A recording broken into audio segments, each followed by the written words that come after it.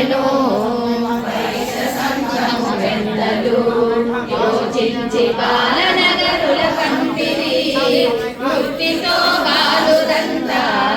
రాజుకు చెప్పిరి ఓ మహారాజ రాజా మా కన్య దైవాంశమున పుట్టెను మానవుడవయ్య నీవు వాసవిని కోరటం తగదు రాజా యావది 3 మంది భార్యలు నీ ఇంట ఉండగానే మా వైశ్యకుల కన్యలు కోరుట ధర్మము రానేరదు నిత్య కృత్యములందున వాసవిని మరువలేక పోయెను కామాంతుడైన రాజు క్రోధముగా బాలురను చూచెనమ్మా అని బాలు రెట్లు వరుగా ఆ మాట పెడచెవిన